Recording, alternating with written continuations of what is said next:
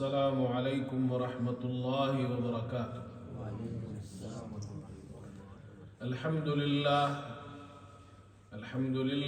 نحمده ونستعینه ونستغفره ونؤمن به ونتوکل علیہ ونعوذ باللہ من شرور انفسنا ومن سیئات اعمالنا من يهده الله فلا مضل له ومن يضلله فلا هادي له ونشهد أن لا إله إلا الله وحده لا شريك له ونشهد أن سيدنا وحبيبنا ومولانا محمدا عبده ورسوله صلی اللہ تعالی علی خیر خلقہ محمد وآلہ واصحابہ اجمعین اما بعد فعن ابی ہریرۃ رضی اللہ عنہ قال قال رسول اللہ صلی اللہ علیہ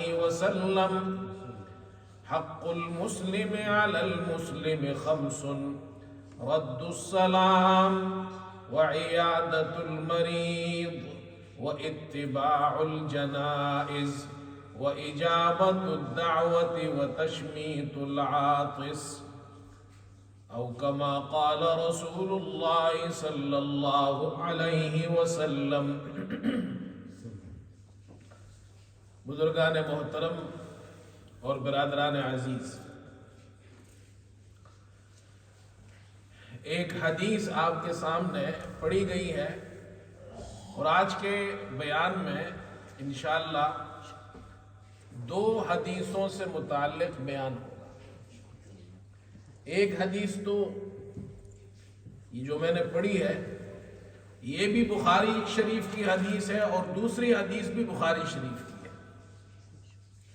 ان دونوں حدیثوں کا تعلق مسلمانوں کی سوسائٹی سے ہے، ہمارے معاشرے سے ہے کہ ایک مسلمان معاشرہ کیسے ہونا چاہیے، مسلمان جس سوسائٹی میں رہتے ہیں تو وہ کس طرح رہتے ہیں، ان کے ایک دوسرے پر کچھ حقوق ہیں، کچھ رائٹس ہیں۔ حضرت صلی اللہ علیہ وسلم نے وہ حقوق بیان کیے ہیں کہ جب تم اپنے یہ حقوق ادا کرو گے تمہارا معاشرہ ایک خوبصورت معاشرہ ہوگا، دنیا کے اندر ایک نمونہ بن جائے گا کہ مسلمان ایسے لوگ ہیں، ان کا معاشرہ ایسا خوبصورت معاشرہ ہے۔ اس معاشرے کی تشکیل کے لیے حضرت صلی اللہ علیہ وسلم نے جو ہدایات ہمیں دی ہے، ان ہدایات میں سے یہ دو حدیثیں آج ہم انشاءاللہ اس کو پڑھتے ہیں، سمجھنے کی کوشش کریں گے اور اللہ سے دعا کرتے اللہ ہمیں عمل کی توفیق عطا فرمائے۔ ابو ہریرہ رضی اللہ عنہ فرماتے ہیں حضرت صلی اللہ علیہ وسلم نے ارشاد فرمایا کہ مسلمان کے مسلمان پر 5 حق ہے۔ حق المسلم علی المسلم خمس، وہ 5 حقوق کیا ہے؟ پہلا حق یہ رد السلام، سلام کا جواب دینا، یہ حق ہے مسلمان کا۔ سلام کرنا سنت ہے اور جواب دینا واجب ہے، یہ حق ہے اس کا۔ اسلام نے ہمیں خوبصورت تحیہ، دعا اور سلام کا طریقہ وہ یہ سکھایا ہے۔ مسلمان جب مسلمان سے ملتا ہے کہتا ہے السلام علیکم ورحمۃ اللہ وبرکاتہ، تو وہ جواب میں کہتا ہے وعلیکم السلام ورحمۃ اللہ وبرکاتہ۔ یہ حق ہے مسلمان کا، جو سلام کرے اسے جواب۔ پھر اس کے آداب اور طریقے ہمیں سکھائے گئے ہیں۔ مثال کے طور پر اگر آپ کسی سے ملتے ہیں، آپ کہیں گے السلام علیکم ورحمۃ اللہ وبرکاتہ، وہ اس کا جواب دے گا۔ اگر آپ کسی جماعت اور گروپ کے اندر جا کر بیٹھتے ہیں اور ان سے جا کر ملتے ہیں تو پھر سب سے ہاتھ ملانے کی ضرورت نہیں ہے، بس آپ نے ایک مرتبہ کہہ دیا السلام علیکم اور انہوں نے جواب دے دیا تو سلام دینے والے کو جواب دینے کا حق ادا ہو گیا۔ اس جماعت میں سے کسی ایک نے بھی کہہ دیا وعلیکم السلام تو حق ادا ہو گیا. یہ پہلا حق ہے مسلمان کا. اور کتنی اچھی دعا ہمیں سکھائی ہے. السلام علیکم، تم پر سلامتی ہو، ورحمت اللہ، اللہ کی رحمت ہو، وبرکاتہ، اور اس کی برکتیں ہو. تو مسلمان جب مسلمان سے ملتا ہے تو وہ کہتا ہے بھائی میں سلامتی والا انسان ہوں. ہمارا مذہب اسلام بھی سلامتی والا مذہب ہے. مسلمان مسلم سلامتی والا انسان ہے. پھر فرمایا دوسرا حق مسلمان کا مسلمان پر کیا ہے؟ وعیادت المریض. کوئی مسلمان بیمار ہو جائے محلے میں، علاقے کے اندر، تو اس کو جا کر اس کی عیادت کرو. یہ عیادت کرنا بھی مسلمان کا حق ہے. یہ کوئی مستحب عمل نہیں ہے کہ یہ ثواب ملے گا اس پر. آپ صلی اللہ علیہ وسلم فرما رہے ہیں یہ اس کا حق ہے تمہارے اوپر. اگر معاشرے میں سے، سوسائٹی میں سے، محلے اور علاقے میں سے کوئی ایک مسلمان بیمار ہو گیا اور کوئی بھی اس کی عیادت کے لیے نہیں گیا، پورے محلے نے اس کی حق تلفی کی ہے، اس کا حق ضائع کیا ہے. وعیادت المریض. پھر وہ اتباع الجنائز، جنازے کا اتباع کرنا. کوئی فوت ہو جائے تو جنازے کے ساتھ جانا، جنازہ پڑھنا، اس کی تدفین میں شامل ہونا، یہ مسلمان کا مسلمان پر حق ہے. جنازوں میں جانا چاہیے. اگر علاقے اور محلے میں کوئی نہیں گیا تو سب اس کی حق تلفی کرنے والوں میں شمار ہوں گے. پھر فرمایا وَإِجَابَةُ الدَّعْوَةِ. مسلمان تمہیں دعوت دے تو اس کی دعوت کو قبول کرنا، اس کی دعوت کو قبول کرنا، یہ بھی مسلمان کا مسلمان پر حق ہے. الا یہ کہ کوئی عذر ہو، شرعی عذر ہو، پھر وہ دعوت قبول نہیں کرتا اور اس کو بتا دیتا ہے بھائی میرا یہ عذر ہے، اس میں کوئی حرج نہیں. اگر کوئی شرعی عذر نہیں، مسلمان دعوت دیتا ہے، اس کی دعوت کو قبول کرنا چاہیے. وَتَشْمِيتُ الْعَاطِسِ. چھینکنے والے کو جواب دینا. کسی کو چھینک آ گئی، وہ کہے گا الحمدللہ، تو آپ جواب میں کہیں گے یرحمک اللہ، وہ جواب میں کہے گا یہدیکم اللہ. یہ سنت طریقہ ہمیں بتایا گیا ہے. چھینکنے والے کو جواب دینا. وہ الحمدللہ کہے گا تو آپ کہیں گے یرحمک اللہ. یہ سنتیں ہیں جو حضور صلی اللہ علیہ وسلم نے ہمیں آداب سکھائے ہیں. مسلمان معاشرے میں مسلمان اس طرح رہتے ہیں، ایک دوسرے کو اچھی دعائیں دیتے ہیں، ایک دوسرے کو دعوت دیتے ہیں، دعوت قبول کرتے ہیں، جنازوں میں جاتے ہیں، مریض کی عیادت کرتے ہیں. اس سے آپس میں محبتیں بڑھیں گی. یہاں تک کہ کسی کو چھینک آ جائے الحمدللہ کہتا ہے، آپ یرحمک اللہ دعا اسے دیتے ہیں. جس معاشرے میں دعائیں ہوں گی، چھینکنے پر بھی دعائیں ہوں گی، ان میں آپس میں محبتیں بڑھیں گی، اللہ ان سے راضی ہوگا. امام ابو داؤد رحمت اللہ علیہ بڑے محدث گزرے اور ان کی کتاب ہے سنن ابی داؤد. یہ ہمارے یہاں دینی مدارس میں پڑھائی جاتی ہے، حدیث کی کتاب ہے. امام ابو داؤد رحمت اللہ علیہ کے بارے میں لکھا ہے کہ وہ ایک مرتبہ ساحل پر کھڑے تھے، جہاز لنگر انداز تھا، مزدور کام کر رہے تھے، اس جہاز میں سے سامان اتار رہے تھے، اور ساحل پر امام ابو داؤد کھڑے ہیں، اور اس جہاز کے عرشے پر مزدور کھڑے ہیں، سامان اتار رہے ہیں نیچے. تو جہاز تو تھوڑا سا فاصلے پر کھڑا ہوتا ہے، بڑا جہاز، پھر چھوٹی چھوٹی کشتیوں میں وہ سامان لاد کر لایا جاتا ہے. تو وہ جو عرشے پر مزدور کھڑے تھے اس میں سے ایک مزدور کو چھینک آ گئی. امام ابو داؤد اس جگہ نہیں ہے، وہ تو نیچے ساحل پر ہے. اور شریعت کا حکم یہ ہے کہ جس مجلس میں آپ ہو وہاں کسی کو چھینک آئے الحمدللہ کہے تو جواب دینا آپ پر واجب ہے. لیکن اگر کسی اور جگہ کسی کو چھینک آیا تو اس کا جواب آپ کے اوپر نہیں ہے. لیکن امام ابو داؤد تو امام ابو داؤد تھے، محدث تھے. وہ تو اس تاک میں ہوتے تھے کہ ہمیں کوئی موقع مل جائے ہم سنت پر عمل کریں، اللہ ہم حدیث پر عمل کریں. اب اس آدمی نے چھینک اسے آئی عرشے پر کھڑا ہے، پتہ نہیں اس نے الحمدللہ کہی ہے یا نہیں کہی۔ امام ابو داؤد نے تو صرف چھینک سنی اس کی، تو وہ جو چھوٹی کشتیاں تھی اور ایک کشتی کرائے پر لی اور وہاں گئے اور عرشے پر پہنچے۔ ایک درم میں، ایک درم دیا، چھوٹی سی کشتی میں بیٹھے، عرشے پر پہنچے۔ وہ جو مزدور کھڑا تھا، اب اس کو جا کر یہ تو کہہ نہیں سکتے کہ بھائی تمہیں چھینک آئی ہے، تم نے الحمدللہ کہی نہیں کہی۔ کہا بھائی مجھے ایک مسئلہ پوچھنا ہے۔ کہا جی پوچھو۔ کہا کسی مسلمان کو چھینک آ جائے تو کیا کہنا چاہیے؟ اس نے کہا الحمدللہ۔ تو امام ابو داؤد نے کہا یرحمک اللہ، اور وہاں سے جناب دوبارہ کشتی میں آ گئے۔ ایک درم خرچ کیا اس ایک حدیث پر عمل کرنے کے لیے کہ یہ الحمدللہ کہے تو میں اسے یرحمک اللہ کہوں۔ خواب میں دیکھا انہوں نے ایک شخص آواز لگا رہا ہے اور کہہ رہا ہے امام ابو داؤد نے آج ایک درم میں ہماری جنت خرید لی ہے۔ ایسے لوگ تھے بھائی۔ سنتوں کو زندہ کرو۔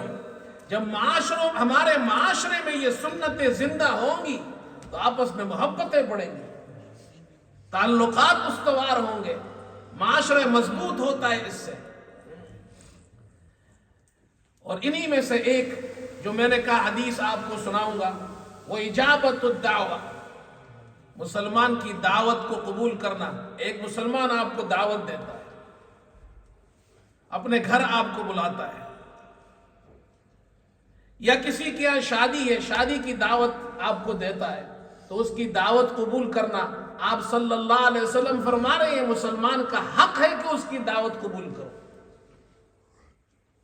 اچھا ایک مسئلہ یہ بھی سمجھ لیں، بعض لوگ دعوت میں جاتے ہیں جنہیں دعوت دی جاتی ہے، بعض لوگ دعوت میں جاتے ہیں جنہیں دعوت نہیں دی گئی ہے، جن کو بن بلائے مہمان کہتے ہیں، ان انوائٹڈ پرسن، جس کو ہمارے یہاں طفیلی کہتے ہیں، عربی میں بھی اس کو طفیلی کہتے ہیں، انگلش میں اس کو انٹروڈر کہتے ہیں،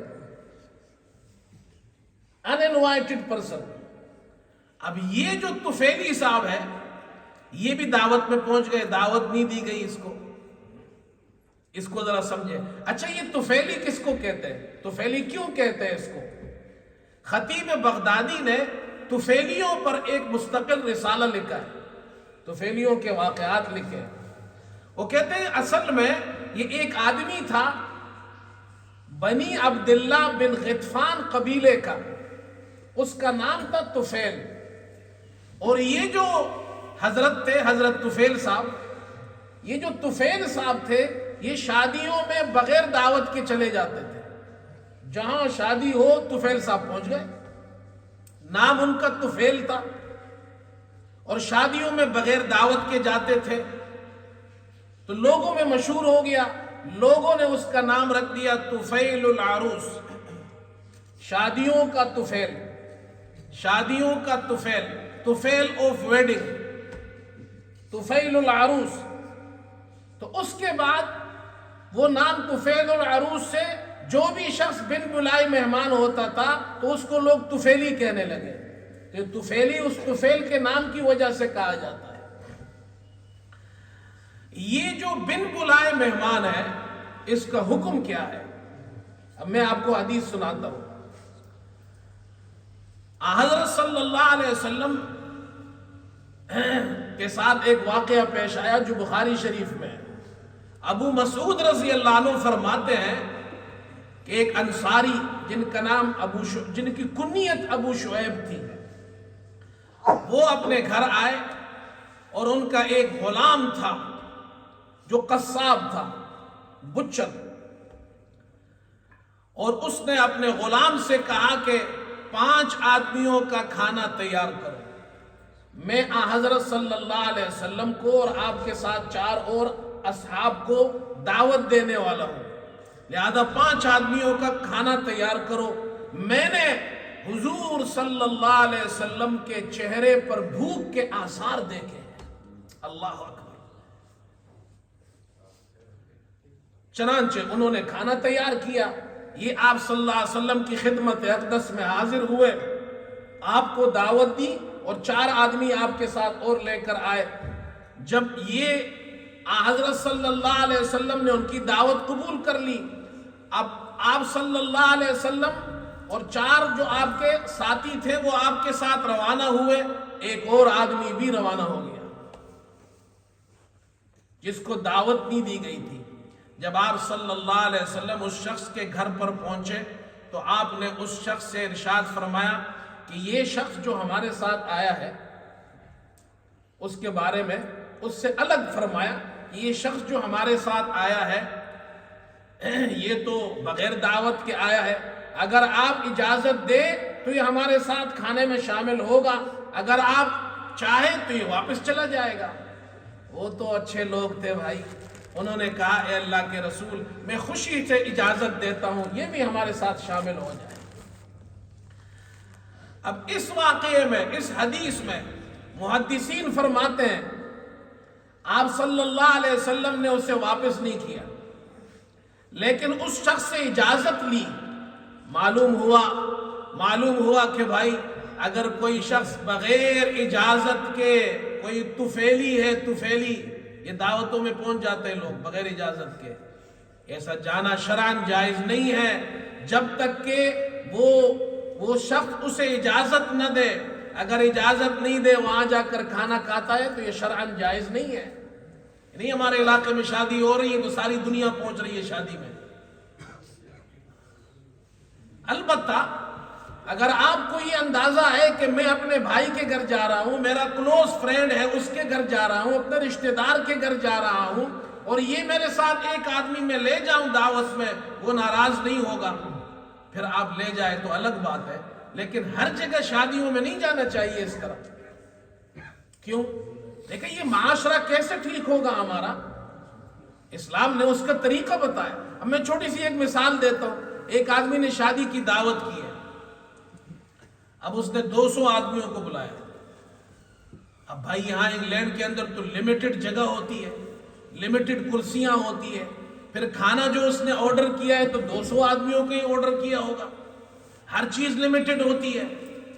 اب 200 جو آدمی ہے وہ یہ ان میں سے ہر آدمی یہ کہے کہ جی مجھے اس نے دعوت دی ہے، اگر میں اپنے ساتھ ایک آدمی لے جاؤں تو کیا ہوگا؟ کوئی فرق تو نہیں پڑے گا، تو کتنے ہو جائیں گے؟ 400 آدمی ہو جائیں گے، تو جگہ کہاں ملے گی ان کو؟ وہ کھانا کہاں پورا ہوگا؟ تو اسلام نے دیکھو، حضور صلی اللہ علیہ وسلم اللہ کے نبی ہے، اور وہ جو دعوت دینے والا ہے وہ آپ کا صحابی ہے، آپ کا جانثار ہے۔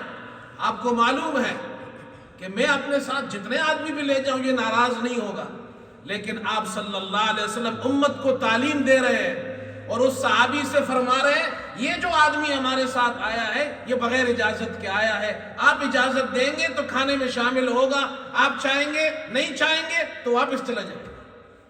کتنی اچھی تعلیم ہے، بات سمجھ میں آئی؟ یہ ایک حدیث ہے۔ اچھا، اس ایک حدیث میں ہمیں بڑے فائدے ملتے ہیں۔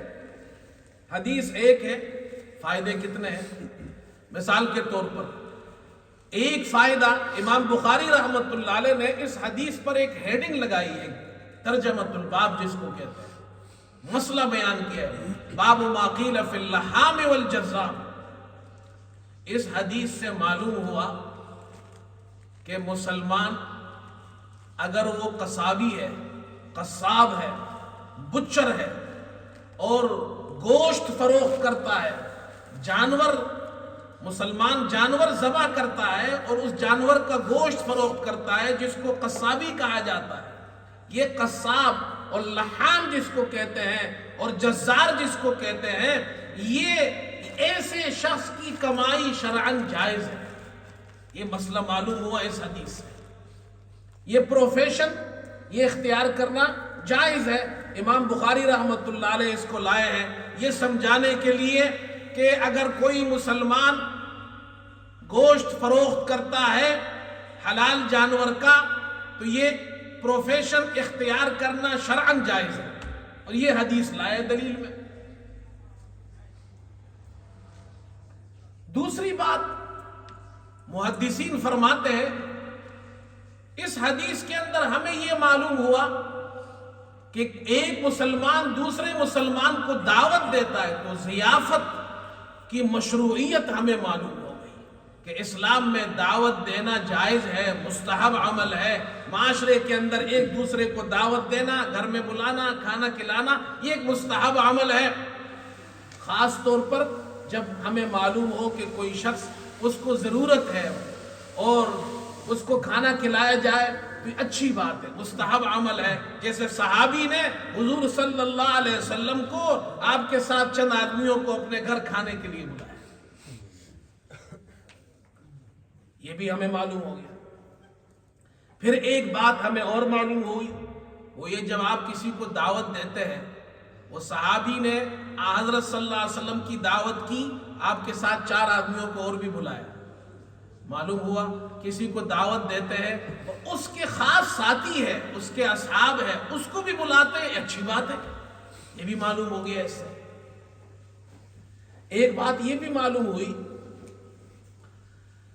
اس حدیث کے اندر، وہ صحابی کہتے ہیں میں نے حضرت صلی اللہ علیہ وسلم کے چہرے پر بھوک کے آثار دیکھے ہیں۔ حافظ ابن حجر رحمت اللہ علیہ فرماتے ہیں کہ صحابہ اکرام حضرت صلی اللہ علیہ وسلم کے چہرے مبارک کا دیدار کیا کرتے تھے اور برکت لینے کے لیے کیا کرتے تھے۔ اس سے یہ مسئلہ بھی معلوم ہو گیا، صحابہ حضور صلی اللہ علیہ وسلم کے چہرے کو دیکھتے تھے برکت کے لیے، البتہ زیادہ دیر تک نظر نہیں جماتے تھے۔ چنانچہ مسلم شریف میں ایک روایت ہے جس سے معلوم ہوتا ہے صحابہ اکرام حضور صلی اللہ علیہ وسلم کے چہرے انور کو دیکھتے تھے لیکن زیادہ دیر تک نظریں نہیں جماتے تھے، حیا کی وجہ سے۔ اللہ اکبر، کیسے خوش قسمت لوگ تھے، کیسے خوش قسمت لوگ تھے جنہوں نے مبارک چہرے کو، چہرے انور کا دیدار کیا ہے۔ اللہ ہمیں بھی جنت میں پیارے نبی صلی اللہ علیہ وسلم کے چہرے انور کا دیدار نصیب فرمائے۔ یہ بھی معلوم ہوا۔ پھر اس حدیث میں ایک مسئلہ یہ بھی معلوم ہوا، دیکھیں حدیث ایک ہے لیکن فائدے کتنے ہیں اس حدیث کے۔ اس ایک حدیث کے اندر یہ بھی مسئلہ معلوم ہو گیا ہمیں، حضرت صلی اللہ علیہ وسلم اللہ کے نبی ہے اور دعوت دینے والا جو شخص ہے وہ قصاب ہے، بچر ہے۔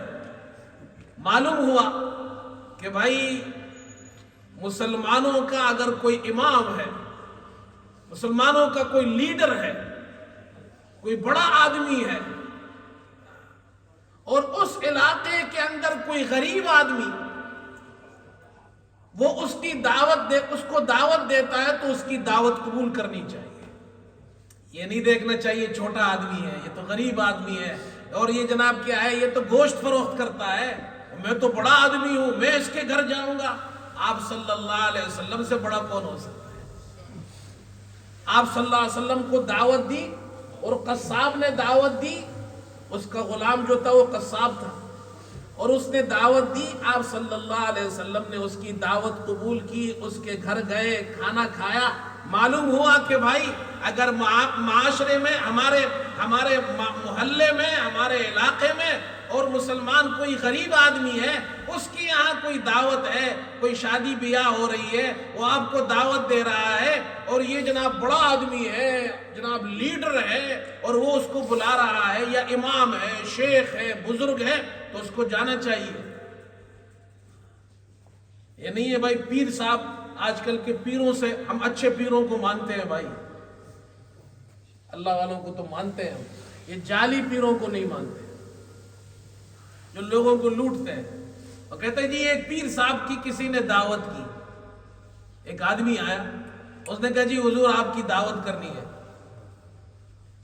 اس نے کہا جی کیا پکایا ہے آپ نے؟ اس نے کہا جی میں تو غریب آدمی ہوں، میں نے تو جناب دال پکائی ہے۔ اس نے کہا تمہارا گھر کہاں ہے؟ اس نے کہا جی یہ پچھلی گلی کے اندر۔ اس نے کہا اچھا۔ پیر صاحب نے کہا اوہ دوسری گلی کے اندر تمہارا گھر ہے، اتنا دور ہم نہیں جا سکتے ہیں۔ تھوڑی دیر ہوئی ایک اور آدمی آیا، اس نے کہا جی حضور ہم نے آپ کی دعوت کی ہے، آپ تشریف لائے۔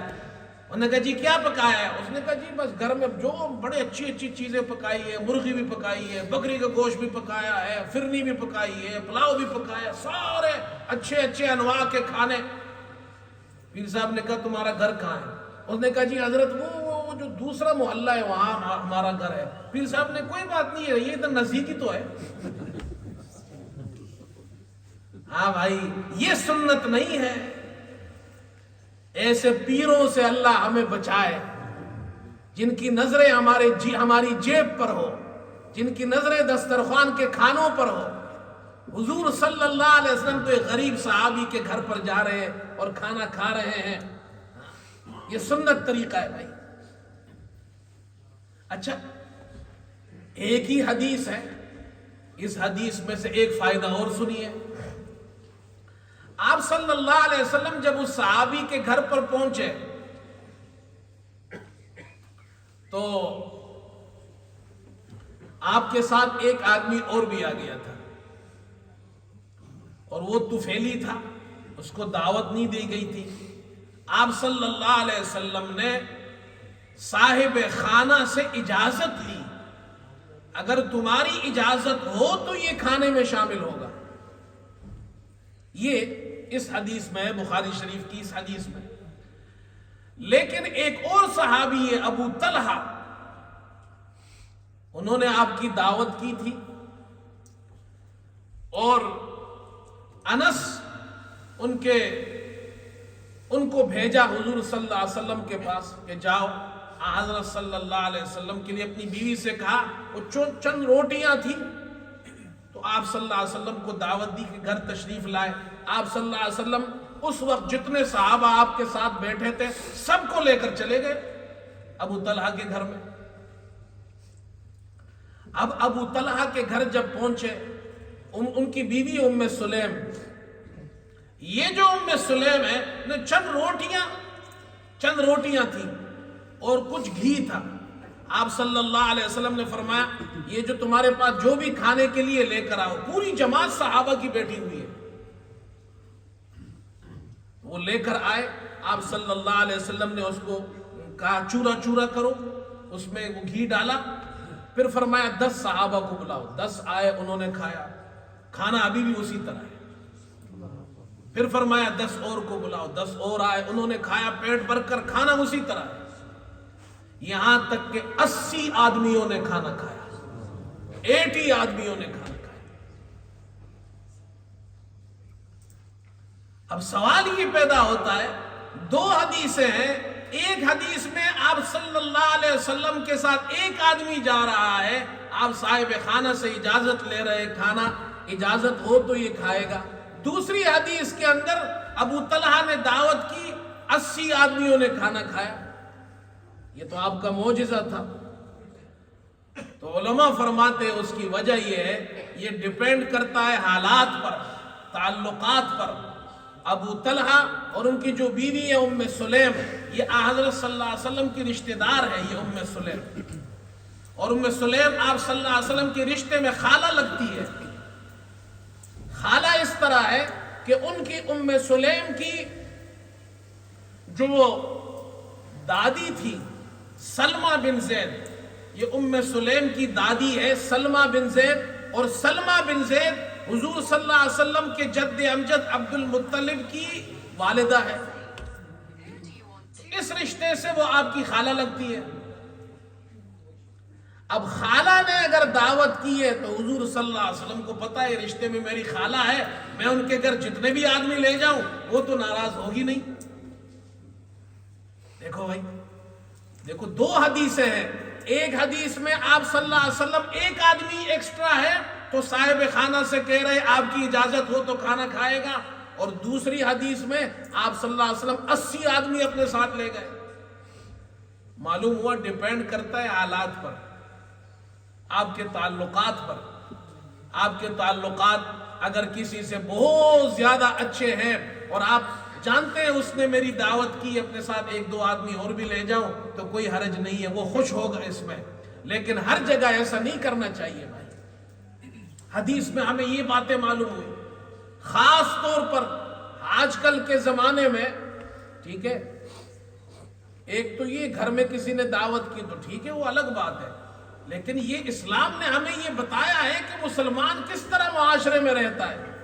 اگر آپ کو کوئی دعوت دیتا ہے تو آپ یہ دیکھیں کہ دعوت دینے والا کون ہے، اس کے ساتھ آپ کے تعلقات کتنے اچھے ہیں، اور پھر دعوت کس چیز کی دعوت ہے، گھر میں دعوت ہے یا اس نے شادی کی دعوت دی ہے۔ اگر شادی کی دعوت دی ہے تو لمیٹڈ لوگ ہوں گے اس کے اندر، اس نے کھانا بھی اتنا ہی پکایا ہوگا، اس میں بہتر ہے کہ پھر ہم دوسرے لوگوں کو اپنے ساتھ نہ لے جائیں۔ ہاں الا یہ کہ اس نے اجازت دی ہو آپ کو، اپنی فیملی بھی ساتھ لے آؤ، اپنے بچے بھی ساتھ لے آؤ، پھر لے جائیں۔ کتنی اچھی باتیں اسلام نے ہمیں سکھائی ہے بھائی۔ اگر ہم ان باتوں پر عمل کریں، یہ بظاہر بہت چھوٹی چھوٹی باتیں لگتی ہیں، لیکن یہ چھوٹی باتیں نہیں ہیں، اس میں معاشرے کی اصلاح ہے۔ جب مسلمان ان چیزوں کا خیال رکھے گا تو پھر وہ ایک دوسرے کے حقوق ادا کرنے والا ہوگا۔ اللہ ہم سب کو عمل کی توفیق عطا فرمائے۔ وآخر دعوانا الحمدللہ رب العالمین۔